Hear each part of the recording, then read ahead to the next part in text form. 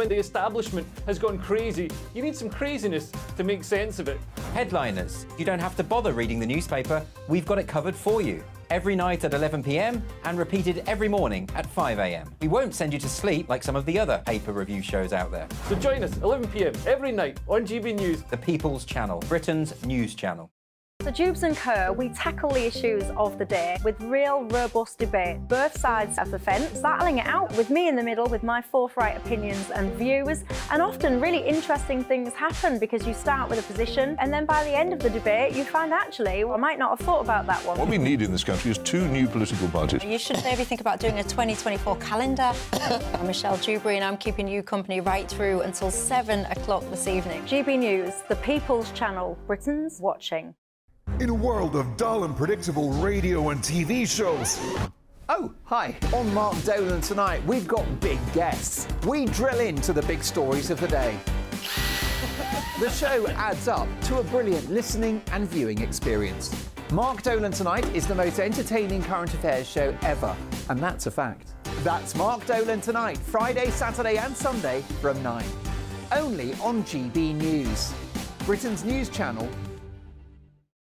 Like all families, we have arguments every now and then, but actually we agree on what the mission of GB News is, and that's the most fundamentally important thing. GB News provides the kind of platform that lets all voices be heard. We don't hold back. We're free to say what we really think. Just because some people who live in a tiny little Westminster bubble think that their particular story is important, that's not the most important story for me. And often they will be difficult stories, stories that you won't find on the establishment media. Because what people think in the north of England may be very different to what they're thinking in the home counties. We're going to carry on telling the world what life is really like for households up and down the UK. We love to be in your car, in your kitchen as you're having your breakfast. Whatever you're doing, you are part of the show.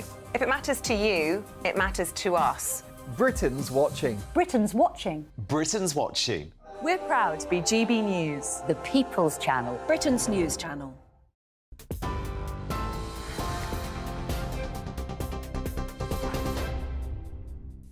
You with GB News, the top story tonight. The Home Secretary says migrants arriving in small boats has put an unsustainable pressure on the UK's asylum system and the British taxpayer. Delivering a speech in Washington this afternoon, Suella Braverman also argued that being discriminated against for being gay or being a woman was not enough to qualify for asylum. Where individuals are being persecuted, it is right that we offer sanctuary. But we will not be able to sustain an asylum system if, in effect, simply being gay or a woman or fearful of discrimination in your country of origin is sufficient to qualify for protection. Well, Labour hit back. The Shadow Home Secretary, Yvette Cooper, accusing the government of failing to set out any new plans to tackle the small boats crisis.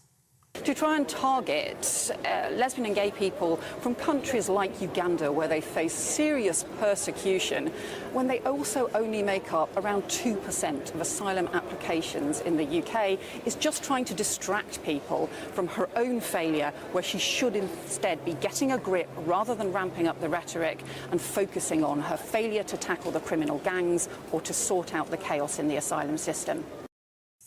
In the United States, a court has ruled that the former President Donald Trump and his family business were found liable for fraud for illegally inflating his assets and net worth. The ruling came after a civil lawsuit brought by New York's Attorney General Letitia James. She accused him of inflating the value of his assets by as much as £2.9 billion to access preferable loan terms. The assets include his Mar-a-Lago estate in Florida, his apartment in Trump Tower and other buildings and golf courses. A trial has been scheduled for October the 2nd. Back here at home, the Mayor of Greater Manchester says he could take legal action against the government if the northern section of HS2 is scrapped. Andy Burnham says Labour will build HS2 if it wins the election because a failure to do so would have massive implications for the north. The Prime Minister is reported to be alarmed by the runaway cost of the high-speed rail link, believed to exceed £100 billion of taxpayers' money. And the former COP26 President Sir Alok Sharma has announced he'll not stand as a Tory MP at the next general election. His announcement comes a few days after he raised concerns about Rishi Sunak weakening net zero policies. The former cabinet minister says it's not been an easy decision, but he'll still champion climate action for the remainder of his time in Parliament. This is GB News across the UK on TV, in your car, on digital radio and now on your smart speaker by saying play GB News. This is Britain's news channel.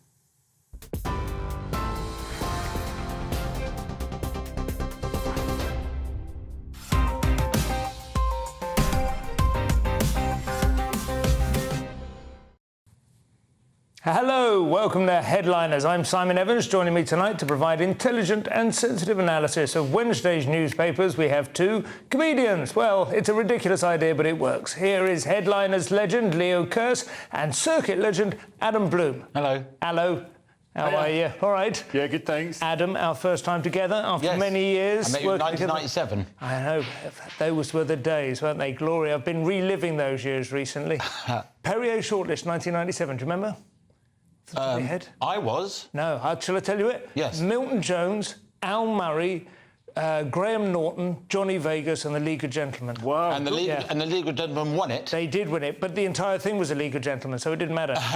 And who got newcomer that year then? Wasn't Johnny Vegas could have been, because he was a newcomer, but I can remember. Oh, no, was it Arj Barker? Might have been Arj Barker. It was Arj Barker, and Johnny Vegas's manager complained to the Perrier panel that he should have got newcomer. But he should. Yeah, but you got nominated for the big one. You got a nomination. You've been elevated to the big one. Welcome to Edinburgh.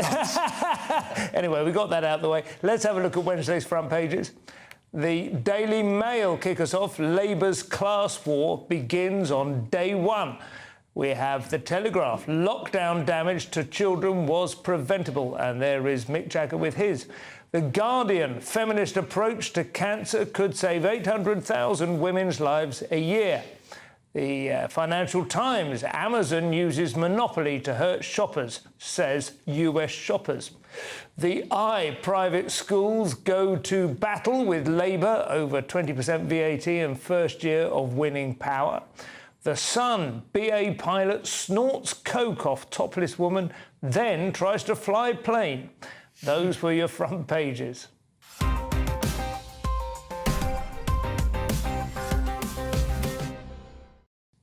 So obviously we're not taking the BA pilot approach to the show tonight.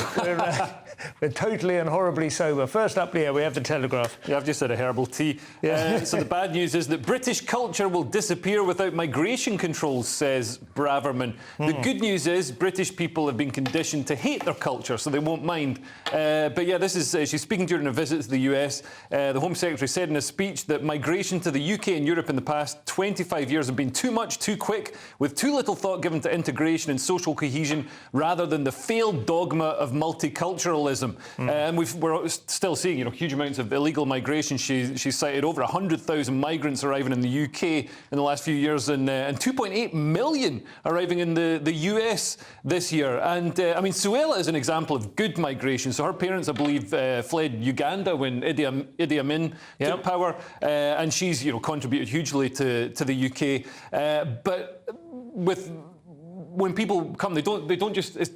We don't have magic soil here. Like all the things that are great about Western liberal democracy arose from our culture. Yeah. So it's not something. If you bring people in hand over fist, that's going to change it. If you look at other countries like Afghanistan, Iran, the people there might individually be fantastic people, but the culture as a whole and the society as a whole is not where I'd like to live in terms of the tribalism, LGBTQ attitudes, attitudes to women, and we can see with Birmingham Council how fraud and corruption. It's interesting. I mean, I've noted there's been quite a lot of comment, Adam, online today and on Twitter in particular, of people saying, so if this country is a failed example of multiculturalism, you've got Suella Braverman herself as Home Secretary, you've got a Hindu Prime Minister, you've got any number of people on the BBC, on the newspapers and so on from different ethnic backgrounds. Well, what would a successful, example look like if this isn't one? And I suppose the debate is whether multiculturalism or multi-ethnicity within a single sort of homogenous culture is what we're looking for. I think, I mean, you walk down the street in London, you see mixed-race children, mixed-race parents, everywhere you look. That's a sign of multiculturalism is working. Yeah. Is that multiculturalism, though, or is that mixed race? OK, well, OK, it depends. If their parents come from different cultures themselves, that is mixed culture. I mean, obviously, there are some cultures where you go, they don't know the language, they've got the street signs at dead end, and people don't integrate. But if you come to a country and people aren't very nice to you, you're very likely to stick together. Well, that I think is true, and also there is the concern that, as Leo says, it's a question of numbers. So if you get a massive influx from a particular culture, let's say Pakistan, then you might find that there is effectively a neighbourhood where you can move and just be with everyone who comes from the same country as you, speaks the same language and has the same customs, and you can preserve essentially little Pakistan. And this used to happen with Chinatown, Little Italy, these sort of places in New York were famously, had their own little culture. So is that multiculturalism, or is that just like a stepping stone towards further assimilation that your children will then take the next step? Obviously, there are certain areas where it doesn't mix, and that's not great. But then again, if people are happy living next door to each other, then it's not the worst thing in the world, is it? What about the Manchester Arena bombing? Because, I mean, that's an example of multiculturalism gone wrong. Or grooming gangs. No, I'm serious. I thought you meant... No, but it is.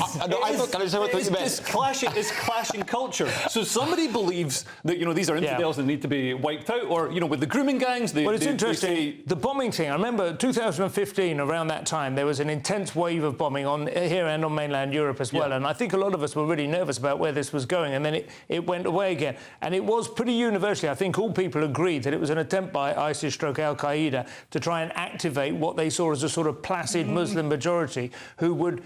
We had to be sufficiently Islamophobic about them in order to create the hostility that they would need in order to... Do you see what I mean? I think the deaths and the suffering that they caused were really the kind of the aim. And we've seen with the grooming gangs, I mean, the way they operate with some people in grooming gangs, phone up their mates and their cousins and their uncles and everything and say, I've got a girl here. And, UK paedophiles, before that, I'm sure culturally they weren't doing that. The Queensberry rules paedophiles in the UK. Well, they are the lone wolves. Let's move on. It's The Guardian now, Adam.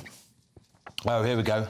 So there are accusations of a feminist approach to cancer could save 800,000 women's lives a year. Accusations? You make it sound like it's a bad thing.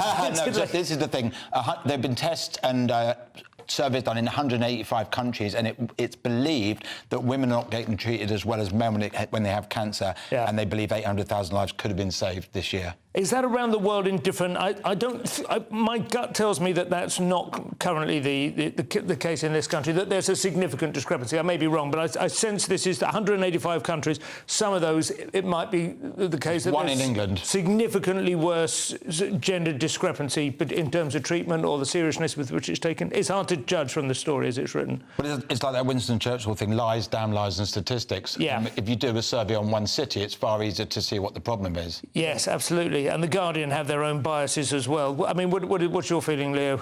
Well, I mean, from what I'd heard, men are less likely to visit the doctor and less likely to want a stranger's finger up their bottom. Not all the time. Yeah. But yeah, so this, a feminist approach to cancer, it could save 800,000 women's lives a year. But think of the nagging. I think there was a thing yesterday you may have seen. Actually, it was 2 days ago.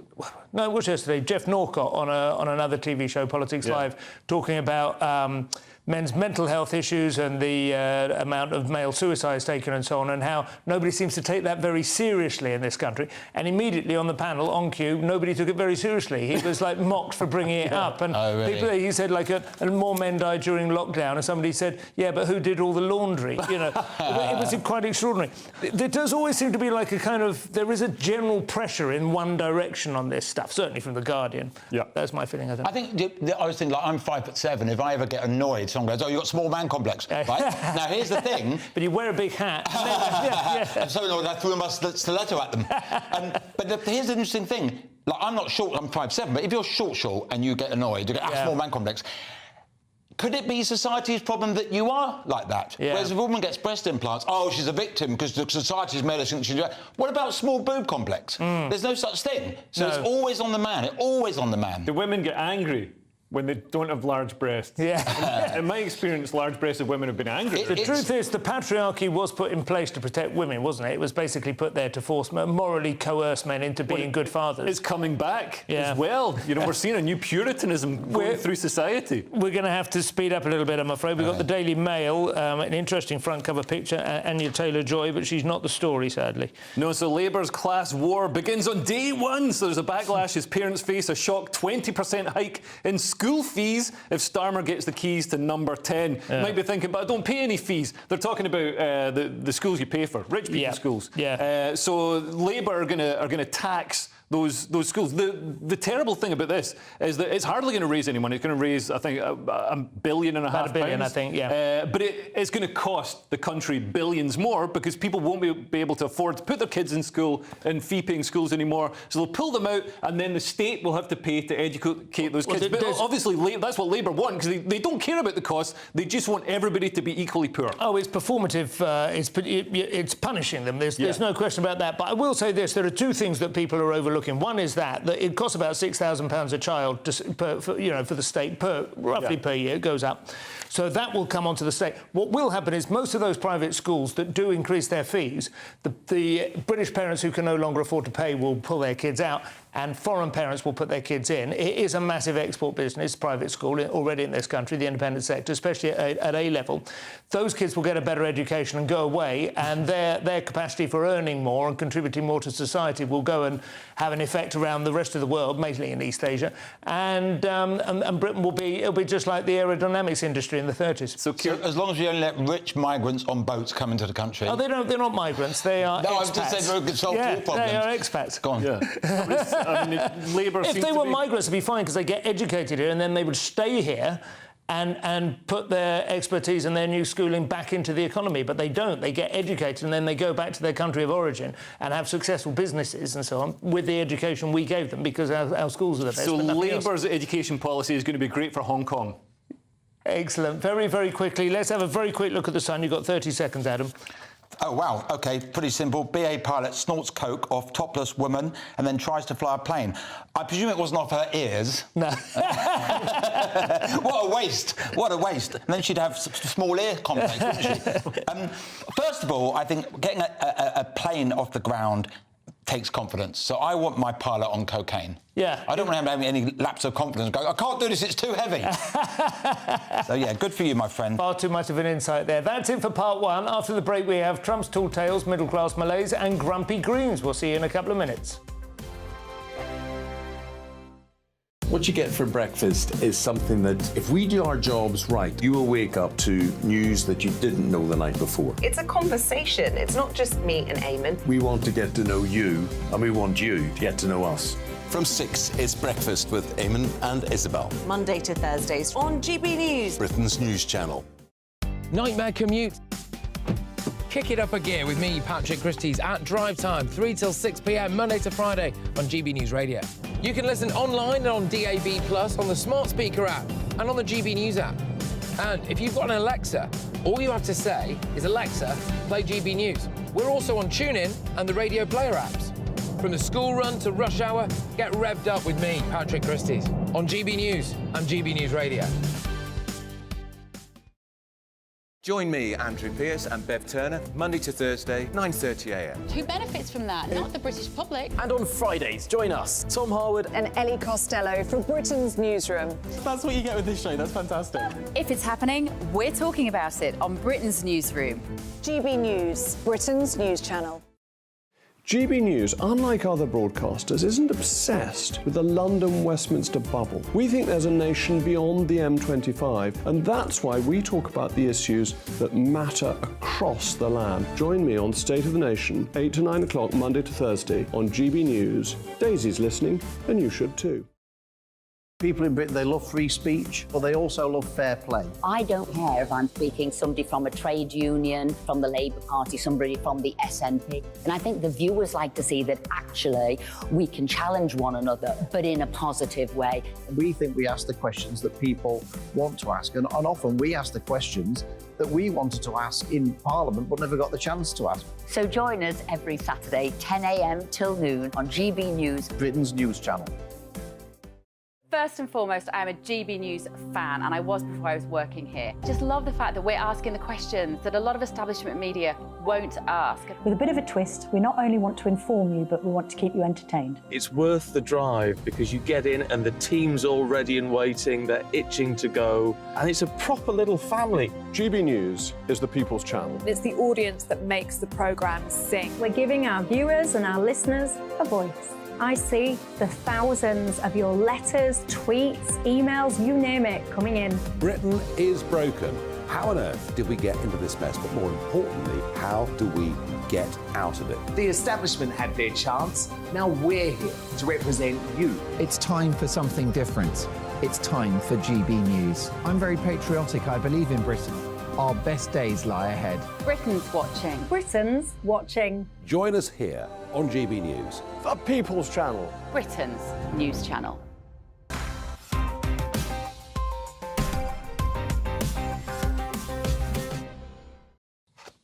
Hello, welcome back to Headliners. I'm Simon Evans, still here with Leo, Coulson, Adam Bloom. We're going to continue with the stories and the Mirror, Leo. Trump's been found guilty, not that it'll make any difference. Yeah, so this is just one of the many cases that are being held against him, but a judge has found that Donald Trump committed fraud with financial statements exaggerating his wealth. This is Judge Engeron, said that Trump and his company had deceived banks, insurers and others by hugely overvaluing his assets by $2.2 billion. Quite impressive. And exaggerating his net worth on paperwork used in making deals and securing financing. I just can't believe that Donald Trump would be a braggart who would overinflate his net worth. It just doesn't sound like it. He's so shy and retiring. What I do think is interesting is that it's that simple. You just lie. I mean, I wish I'd known that. Do you know what I mean? When I was getting the mortgage out. It's like a self-cert mortgage in like 2004. But that hotel, that's worth loads, that is. You know, it can come out looking good from this because he said his dad lent him $1 million. Yeah. Maybe it's just 50 quid. Yeah, absolutely. He's just created. I mean, he is the American dream, right? The American dream is you start with whatever, you just like you can make it to the top. He's walked on clouds all the way up. Yeah. There's never been anything substantial on which he's based the next stage. It's all been lies. Yeah. And he's got to the top, and he'll probably he might be the first. I think it's the first person in at least 150 years to take the presidency twice with somebody else having it in the middle. I mean, it would have been an incredible achievement. And definitely the first one to be an emperor. Yeah. So that's something to look forward to. But the banks are guilty too, aren't they? Because they benefited from the loans, so they might be involved a little bit in that. Oh, yeah. Well, there's always that suspicion, isn't there, when people they're looking the other way. I mean, it is coming down at the moment to Trump, obviously. His moral character is, all joking aside, is absolutely sort of in the gutter. But Biden is probably going to get, with a lot of people, more and more people saying now, there's going to be some kind of concerted effort to get rid of him because he's becoming old and senile. Yeah. And they don't know. Who did I say today they were going to float in Michelle Obama? Somebody was claiming. I don't know whether this is a serious proposition. I mean, it is turning into a circus, isn't it? I'm sure it used to be. It was always, American politics always had a little bit more showbiz to it and a bit more cartoonishness. And Trump is 10 points ahead in the polls, which is just an incredible lead. Because I mean, he was behind before he managed to win. So being 10 points ahead, I should imagine he'd. Everything they throw at him like this, I think he is very. It is that thing, that new phenomenon, just like we've seen with Russell Brand. If you believe it, fine, you believe it. But if you don't believe it, absolutely you double down on it. And you go for it. I want to make a point about injustice of people getting loans. I tried to get a Zettel account, which is PayPal's contactless thing. OK. And I got an email back saying, please don't be offended, but we can't do business with you. And so Trump can pretend his bills are worth billions. I can't even get contactless on my phone. You can't even get contactless. If you were PayPal listening, I'm a homeowner. I've paid all my taxes. Someone opened a Virgin Mobile account in my Tesco Mobile fraudulently, and it's identity fraud. Yeah, you go for one drink with Tommy Robinson before you know it. Telegraph now. No justice. Telegraph now, Leo. I did mean to read this story, honest, but I didn't quite get round to it. So Idle Britain, how the UK lost its work ethic. So they're showing that UK workers are taking an average of 7.86 days a year, which is a 10-year high, and there's a generational divide. So millennials and Gen Zers are almost half as likely to believe that work is important as baby boomers and the pre-war generation. We're also seeing a huge leap in people on incapacity benefit. So on the welfare state, but not claiming unemployment, they're claiming incapacity. And that's because, I mean, a few years ago, the government was getting slammed for, there are all these people turning up at ADOS or whatever it was. turning up at the job centre and getting assessed for incapacity benefit and getting sent home without anything, and then and getting told, no, you can work as a paperweight or whatever it is, and then and then dying or something horrible happening. But now they're just waving them all through. Like they used to just accept, I think, around 30%. Now it's 80%, and over lockdown it's pretty much 100%. Wow. So there's basically a lot of feckless, lazy people sitting at home. It's what I've said all it's along. a massive problem. Britain's had a productivity problem for decades now. All three of us enjoyed lockdown when the government gave a grant to anyone who couldn't work. Yeah. I didn't drive for 5 months. You didn't drive? No, during lockdown. Oh, yeah. I didn't work for 5 months. You get a grant, though, did you? Yes, I did. I got the government. Were you VAT registered? Yeah. Yeah, you weren't applicable. Sorry, you're a limited company. Yeah. Yeah, you see, this is what happened, right? Yeah. If you're a limited company and you did it to save tax, you weren't eligible. So I did the honest thing and didn't try and pay 20% capital gains, whatever it's And now called. you've turned into a lockdown a idler. slob, yeah. Did Zoom gigs. I did Zoom gigs in But bed. see what they've actually done to you. They've retrained you as an accountant without you realising. I did Zoom gigs in bed in a pink onesie. It wasn't. I want to say it wasn't. I didn't have any choice about being VAT registered. No, I asked you to be a limited company. Yeah, but I was that. Yeah, that's what changed my point because VAT you have to earn 90 grand or over. So well done for bragging. Well, that it wasn't one. that much. It was 50. But it was when I it's signed 90 up now. anyway. So, Is it really? So you may as well deregister. Okay, I can go back. But I meant limited company, because you pay 20% tax. Daily Mail now, Adam. Surprising, counterintuitive findings that will shock smug middle-class parents like me. Oh, it says here that comedian Adam Bloom couldn't get a Zettel account. Yeah. For his best-selling book.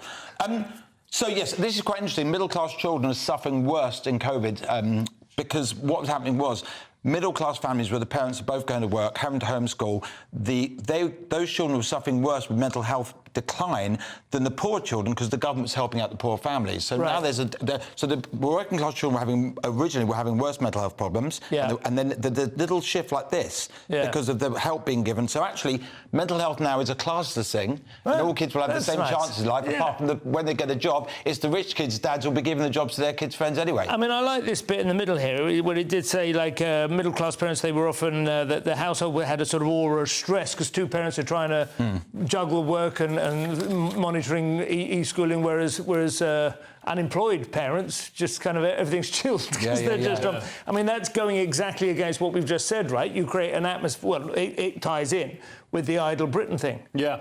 I mean, why work? Yeah, absolutely. And I think a lot of people over lockdown thought, I quite enjoy not working and getting money for it. So, how can I'll say I've got a sore back and sign up for certainly, I understand the moral principle behind it, but the progressive tax system, there comes a point where you think, do I really want to make my life that much worse and give half of that money away anyway? Yeah. Wasn't there a time when middle class meant the mum didn't have to work? Yeah, well, that's a good point, There was a time when middle class literally did mean, one income, and also the kids would go to private schools and you would have a gardener and very possibly a cook as well. I mean, this was, so some time ago. Progress? I know. It means you've got a car now, doesn't it? Or a middle class.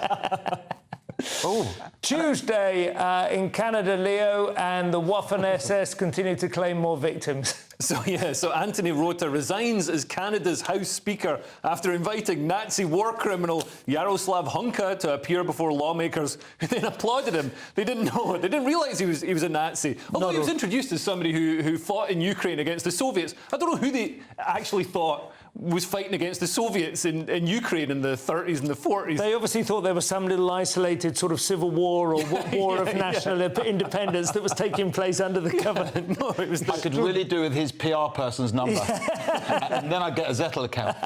So I mean, it is great to see Canada's politics moving in the right direction. But he's praised as a hero despite fighting in the SS Waffen. And Trudeau, Justin Trudeau, previously has called called truckers Nazis, just because they want freedom. You know, they don't like the COVID restrictions. He's tried to sort of waffle his way through it, saying, "Oh, we've got to beware of Russian propaganda." It's not Russian propaganda. No. They've also in the House they've stricken it from the record, so their equivalent of a Hansard, it's stricken. from that. I saw they were trying to do that, and the Conservatives, whatever they're called, prevented that from happening. They definitely tried to do that, but it's going to remain in the records. But they absolutely did. They tried to memory hold it. It literally. Did they not know that the internet is forever? We've got the video. It's already. Unbelievable. And you're right. Trudeau saying, "Oh, this is, we've got to be very careful." This you did this. You did it. In all fairness, everyone's a hero to anyone who's on their side. Yeah.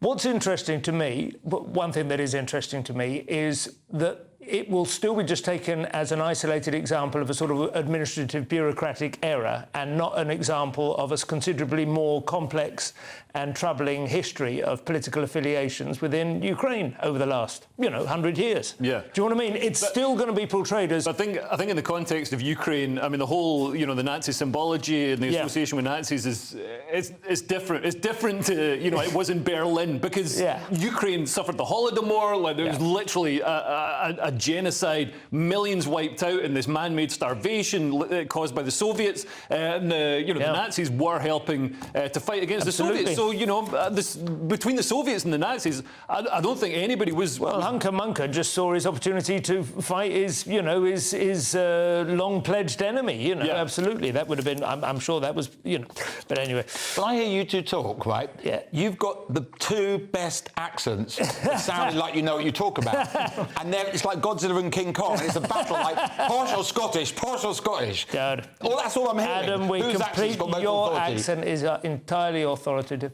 The Guardian now, and Greens are told they must accept they are scum. Leo, is that right? So the German Vice-Chancellor has said that the Green Party must shed their moral superiority image. It'd be nice if they did that everywhere. So, they've got this image of being morally superior, and we've seen in the Netherlands and in other places, Green Party and leftist policies around net zero, cutting fertilisers, cutting farms and all that sort of stuff have led to shock wins for, well, they describe them as populist parties. Surely parties are supposed to be populist. You're supposed to appeal to what voters want. This is like Nigel Tufnell in Spinal Tap, but what's sexist? What's wrong with being sexist?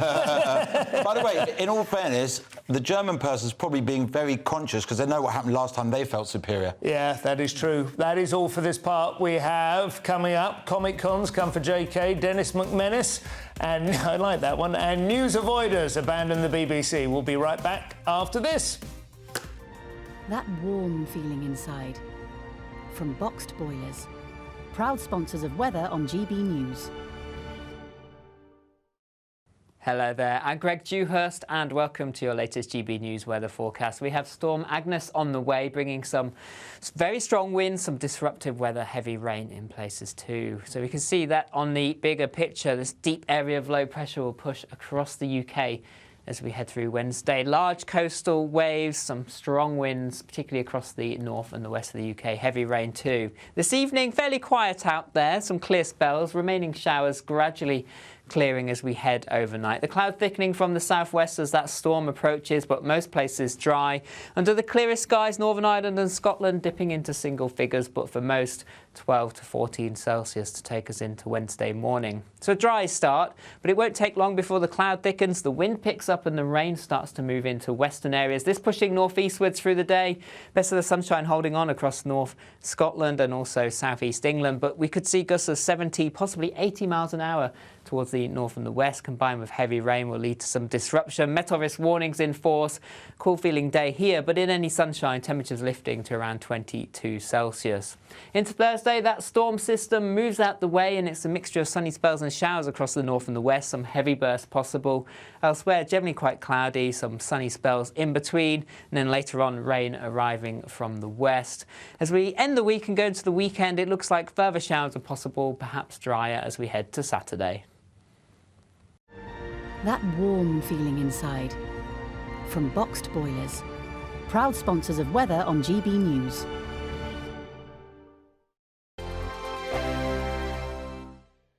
The Live Desk with me, Mark Longhurst. And me, Pip Thompson. It's here Monday to Friday on GB News. From midday, we'll bring you the news as it breaks, whenever it's happening and wherever it's happening, from across the UK and around the world. Refreshing, feisty, but with a bit of fun too. If it matters to you, we'll have it covered on TV, radio and online. Join the Live Desk on GB News, the People's Channel, Britain's news channel. So Jubes and Kerr, we tackle the issues of the day with real robust debate, both sides of the fence, battling it out with me in the middle with my forthright opinions and views, and often really interesting things happen because you start with a position and then by the end of the debate you find actually, well, I might not have thought about that one. What we need in this country is 2 new political parties. You should maybe think about doing a 2024 calendar. I'm Michelle Dewberry and I'm keeping you company right through until 7 o'clock this evening. GB News, the People's Channel, Britain's watching. Monday to Thursday, 9 p.m. till 11 p.m. Join me, Dan Wootton, for 2 hours packed full of unfiltered opinions, unique takes and fiery debates. I guarantee you blockbuster guests and exclusive reporting with no spin, no bias, no censorship. I think there is a culture of collusion, quite frankly. And no reason to go to bed. That's Dan Wootton tonight on TV, radio and online. Monday to Thursday from 9 p.m. till 11 p.m. only on GB News, Britain's news channel.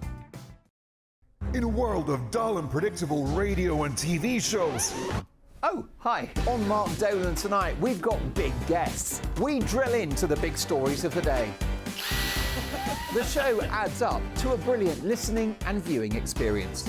Mark Dolan Tonight is the most entertaining current affairs show ever, and that's a fact. That's Mark Dolan Tonight, Friday, Saturday and Sunday from 9. Only on GB News, Britain's news channel. Like all families, we have arguments every now and then, but actually we agree on what the mission of GB News is, and that's the most fundamentally important thing. GB News provides the kind of platform that lets all voices be heard. We don't hold back. We're free to say what we really think. Just because some people who live in a tiny little Westminster bubble think that their particular story is important, that's not the most important story for me. And often they will be difficult stories, stories that you won't find on the establishment media. Because what people think in the north of England may be very different to what they're thinking in the home counties. We're going to carry on telling the world what life is really like for households up and down the UK. We love to be in your car, in your kitchen as you're having your breakfast. Whatever you're doing, you are part of the show. If it matters to you, it matters to us. Britain's watching. Britain's watching. Britain's watching. We're proud to be GB News, the People's Channel, Britain's news channel.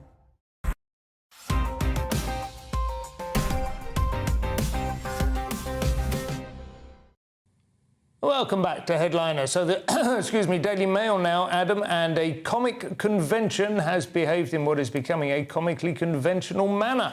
Yes, London's Comic Con pulls Harry Potter discussion panel after LGBTQIA.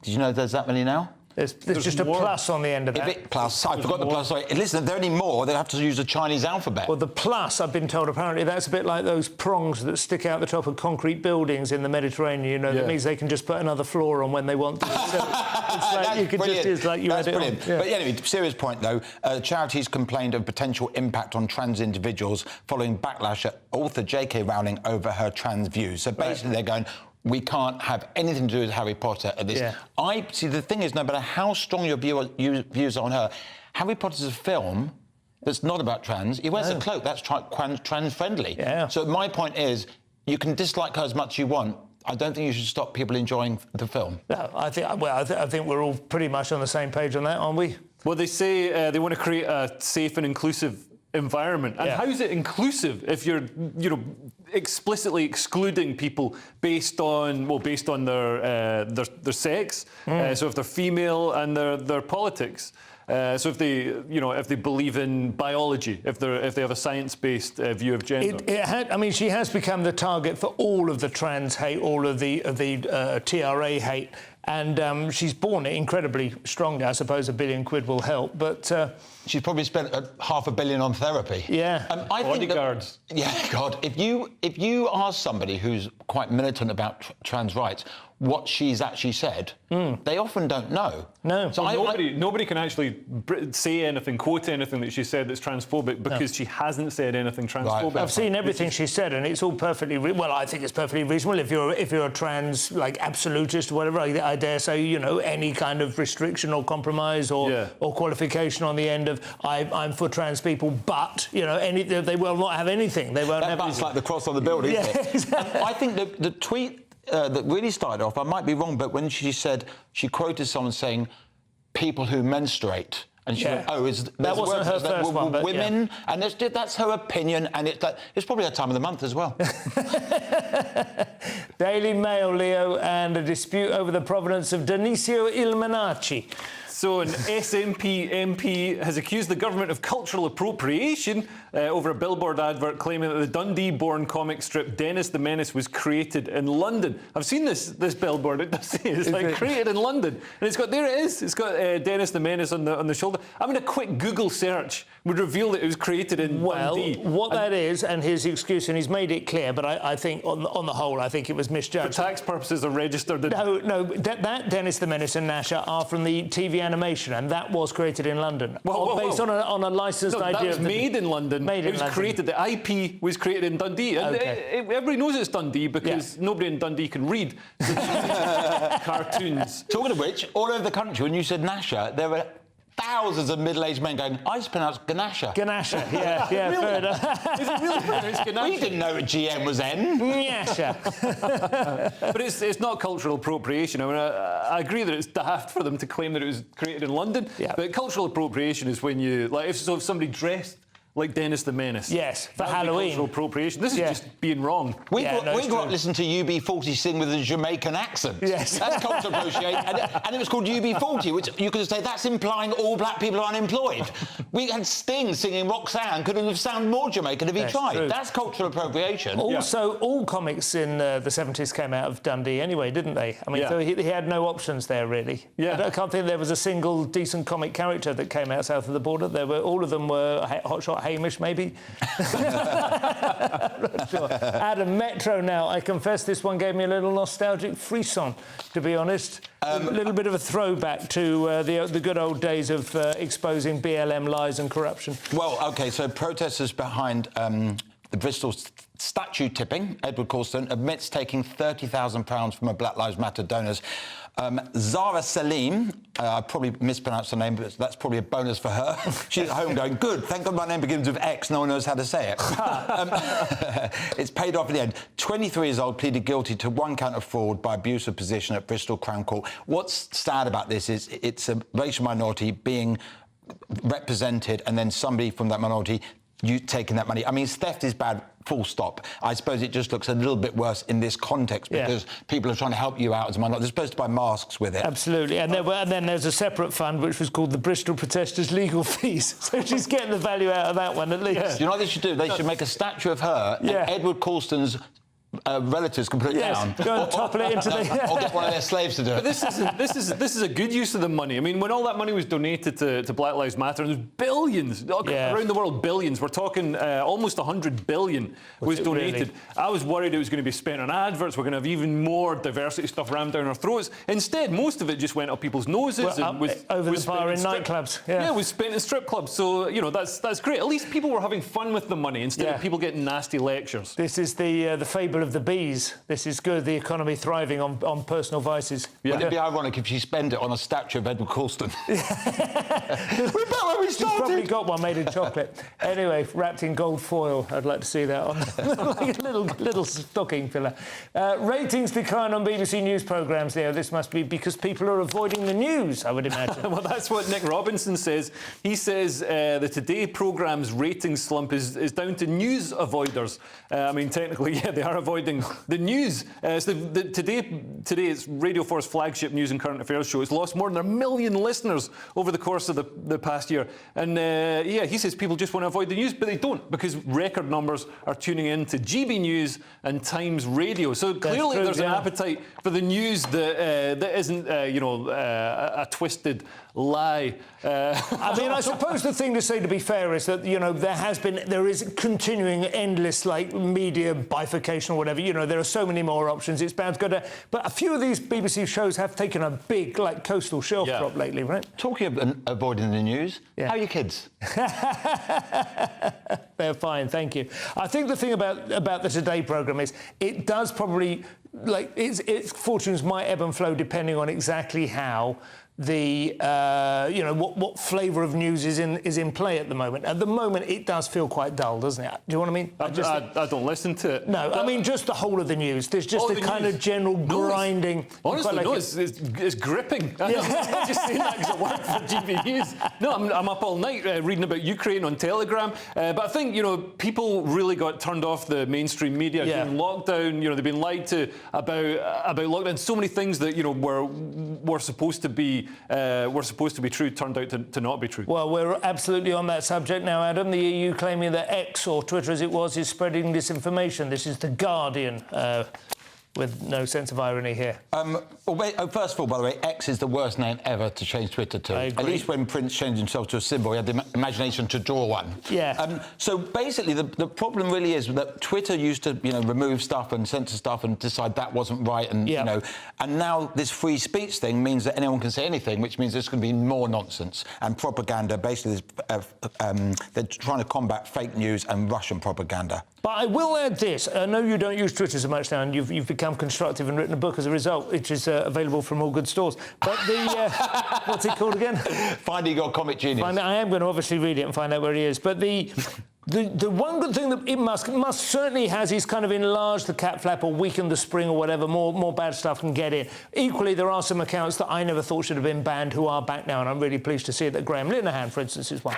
However, one thing he has introduced, which is really effective, actually, is community notes, whereby if a number of people say this is misleading, it doesn't get banned, the account doesn't get suspended, but it gets a correction to what it's saying put below it as a kind of community, and then other people vote on it and can correct that if necessary. And it's become very effective, actually. A bit like when you're driving on Waze, and you can say car on the child's shoulder, yes, and everyone gets told it. Yeah, it's a wiki, effectively, on a particular tweet, And also, pre-Musk, Twitter was reams of disinformation with, you know, the COVID lab leak was classed as disinformation. The Hunter Biden laptop scandal was classed as disinformation. They're in no position. Anyway, that's part 3 done. We've got unfocused football, banned footballs and cotton wool balls, all coming up after this. Monday to Thursday nights on GB News. At 6, it's Dubes & Co. 7 o'clock, Farage. At 8, join Jacob Rees-Mogg. And at 9, Dan Wootton Tonight, followed by Headliners. On TV, radio and online. This is GB News. Now then, Lee Anderson here. Join me on GB News on my show, The Real World, every Friday at 7 p.m. I'm not eating bloody cat. Are you Delicious. mental? Open your mouth. OK, here comes a train. Reminds me of the scene in Singing in the Rain. Adam, is that a good one? Whoa! Join me at 7 on GB News, Britain's news channel. Join me, Camilla Tominey, on Sunday mornings from 9:30, taking the politicians to task and breaking out of SW1 to see how their decisions are affecting you across the UK. Bursting the Westminster bubble every Sunday morning, only on GB News, the People's Channel. Britain's watching. Join us every night on GB News at 11 p.m. for Headliners, which is 3 top comedians going through the next day's news stories, which is exactly what you need, because when the establishment has gone crazy, you need some craziness to make sense of it. So join us 11 p.m. every night on GB News, the People's Channel, Britain's news channel. I'm Andrew Doyle. Join me at 7 o'clock every Sunday night for Free Speech Nation, the show where I tackle the week's biggest stories in politics and current affairs with the help of my 2 comedian panellists and a variety of special guests. Free Speech Nation, Sunday nights from 7 on GB News, the People's Channel, Britain's news channel. Every Sunday from 11, join Michael Portillo. There will be topical discussion, looking at the week before and the week to come. So kick back and relax at 11 a.m. on Sundays on GB News with me, Michael Portillo. GB News, the People's Channel, Britain's news channel. I joined GB News because I was sick and tired of not hearing my views being represented, not just mine, but so many people that I knew and spoke to. I just couldn't get my voice out there. I couldn't say anything. I couldn't do anything. Whatever the narrative was, I kind of had to follow it. GB News is there to provide a voice for those who have been ignored by the establishment media. We think different things. We've got a different style. GB News is here to be optimistic and positive about the future. It's real kind of dynamic and flowing, with the audience very much at the heart of it, like a big family. Here at GB News, we talk about the things that matter to you. Hearing the voices from right across our towns and cities, especially our towns. All sides of the argument represented with a heavy dose of opinion. We're on a mission here to make a difference. And the GB News family really is here for you, and whatever time of day you can watch or listen. Britain's watching. Britain's watching. We're proud to be GB News. The People's Channel. Britain's news channel.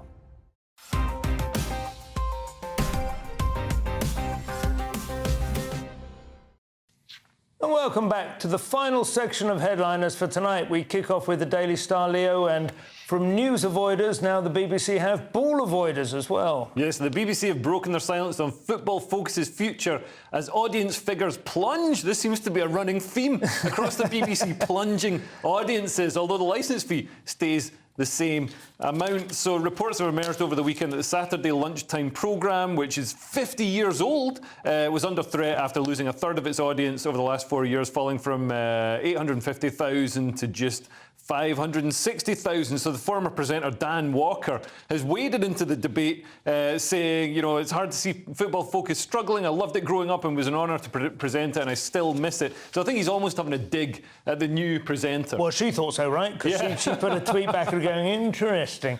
I don't know much about this Dan Walker guy. I don't really follow football, and he's not like a very high-profile presenter. He's not like a Lineker tier kind of presenter, but he seems to be pretty widely liked and admired. I don't know. What do you think, Adam? Is it? Well, first of all, scientists could not dissect how little I care about football. No, fair enough. But I overheard someone talk about this story today, and so I'm sorry if I'm doing an Emperor's New Clothes and just going like that, but is this about the woman being considered not the best at her job and people just vote? Well, this is the argument. I have got one mate who really is football mad, and I said to him, what do you think it's about? And he said, to be honest, the Premier League at the moment is just really boring. The big six teams just dominate everything. Right. And players are so fit, so fast, so well drilled, so well coached, so effective at closing down attacks, you know, just going through, you know, it's just too good. And so there's just, it's been drained of all. He actually said, quite seriously, I said, what's the solution? He said, go down to 10 versus 10. Keep the pitch the same size.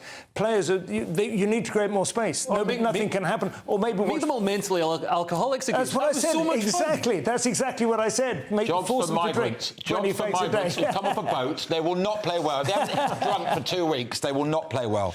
Anyway, we wish it well, because it used to be hosted by Bob Wilson. Those were the days. You remember him? No. Scottish goalkeeper. All right. Anyway. Adam, Mail Online, we're back to Dennis the Menace with this story, I think. So using leather footballs on a school playground is made illegal by absurd, not my words, council order. A council has been slammed for outlawing leather footballs in an absurd move to under powers that allow authorities to issue dictacs, which is a new word for me, banning messy gardens, noisy TVs and even messy chalk markings. So basically, they're going to suggest replacing heavy footballs with, and I quote, light flyaway or foam footballs. Now, if you think kids make a lot of noise kicking a football around, wait till you hear the language and they're forced to kick a foam ball around, because they're not going to have fun. It would make the Premier League more interesting. I suppose the story is really about using sledgehammers to crack nuts, but I've got to be, I have a tiny amount of sympathy for anyone who does live next door to a school and has the side of their house constantly pounded. I do remember that. There was one fellow who we used to do that to, and, you know, I look back on that it's horrible. Yeah, these community protection notices, or whatever they're called, they seem quite Kafkaesque. They can be used to pretty much close down any behaviour. Yeah, they're kind of like the council equivalent of Trump and his executive orders, aren't they? Yeah. OK, Leo. How about soundproofing, little soundproofing things the council provide outside anyone's house that kids will play football on? Just get a little soft... Perfect.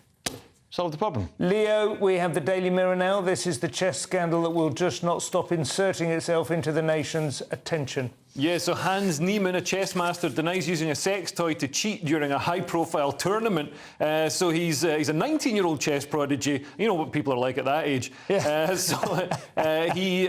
He's suing Chess.com and Norwegian Grandmaster Magnus Carlsen for defaming him by saying he used vibrating anal beads to cheat his way through a game of chess. And I usually use them to cheat at hopscotch, but chess is a new one for me. I mean, we've discussed this before. We still have no idea how he can how complex a message you can send. Morse code, I suppose. I suppose it would have to be 8 beats in there. You can create. But patterns. it's moved on, and I have to say I'm quite impressed with this. He's calling for a jury trial and seeking $100 million for devastating damages that defendants have inflicted upon his reputation. Well, I got kicked out of the world porn finals for refusing to stick something up my bum. I was going to think of sticking a bishop up your... Finally, Leo, further research in the Daily Mail. I must admit, this has not occurred to me before. So erectile dysfunction could be solved by using anal beads in a chess tournament. No, by using toxic spider venom, say scientists. So researchers from Brazil, obviously, it's Brazil, believe a toxin found in banana spiders may be the key to curing erectile dysfunction. Banana spiders? That works in two different ways at least, doesn't it? They've got very big fingers. So the bite from this spider causes a painful erection as well as necrosis. Now, I'd quite like to have an erection, not right now, but I'd quite like to have an erection. I'm not sure about the necrosis. What is necrosis? Like rotting cells or something? Flesh. But apparently it's because the erection doesn't go down. I do remember an amazing, fantastic novel by Anthony Burgess called Earthly Powers, which is a kind of one of those books that spans the length of the century. But at one point, the protagonist is gay and he lives in Malaysia or Singapore, somewhere like that, and his boyfriend gets bitten by one of these things, and for a while it's great, but it just never goes away. And eventually he develops a Richter squid and then dies, you know. If it was that good, how come spiders haven't got 9 legs? Yeah. I don't know. I would be quite interested. What I was pleased to see was at the end it said, this is a company spokesman. You really read this one. This is the first time a discovery from a Brazilian university results in a medication that is developed for the entire world. I love the idea that Brazil is optimistic about this being its legacy, its bequest. For no more will we be known merely for bare pubic areas. Let us see what we have another little wrap-up of the front pages from Wednesday before we say goodbye. The Daily Mail, Labour's class war begins on day one. The Telegraph, lockdown damage to children was preventable. The Guardian, feminist approach to cancer could save 800,000 women's lives a year. Financial Times, Amazon uses monopoly to hurt shoppers, says US lawsuit. And the Eye, private schools go to battle with Labour over 20% VAT in first year of winning power. The Sun, BA pilot snorts coke off topless woman, then tries to fly plane. He's doing it in the right order as far as I can tell. And those were your front pages. That's all we have time for. Thank you to my guests, Leo Kearse and Adam Bloom. We're back tomorrow at 11 p.m. with Leo hosting and Lewis Schaefer and Cressida Wetton on the panel. If you're watching at 5 a.m, stay tuned for breakfast. That warm feeling inside. From Boxed Boilers. Proud sponsors of weather on GB News. Hello there, I'm Greg Dewhurst and welcome to your latest GB News weather forecast. We have Storm Agnes on the way, bringing some very strong winds, some disruptive weather, heavy rain in places too. So we can see that on the bigger picture, this deep area of low pressure will push across the UK as we head through Wednesday. Large coastal waves, some strong winds, particularly across the north and the west of the UK. Heavy rain too. This evening, fairly quiet out there, some clear spells, remaining showers gradually clearing as we head overnight. The cloud thickening from the southwest as that storm approaches, but most places dry. Under the clearest skies, Northern Ireland and Scotland dipping into single figures, but for most 12 to 14 Celsius to take us into Wednesday morning. So a dry start, but it won't take long before the cloud thickens, the wind picks up and the rain starts to move into western areas. This pushing northeastwards through the day. Best of the sunshine holding on across North Scotland and also southeast England, but we could see gusts of 70, possibly 80 miles an hour towards the north and the west, combined with heavy rain, will lead to some disruption. Met risk warnings in force. Cool feeling day here, but in any sunshine, temperatures lifting to around 22 Celsius. Into Thursday, that storm system moves out the way, and it's a mixture of sunny spells and showers across the north and the west. Some heavy bursts possible. Elsewhere, generally quite cloudy, some sunny spells in between, and then later on, rain arriving from the west. As we end the week and go into the weekend, it looks like further showers are possible, perhaps drier as we head to Saturday. That warm feeling inside. From Boxed Boilers, proud sponsors of weather on GB News.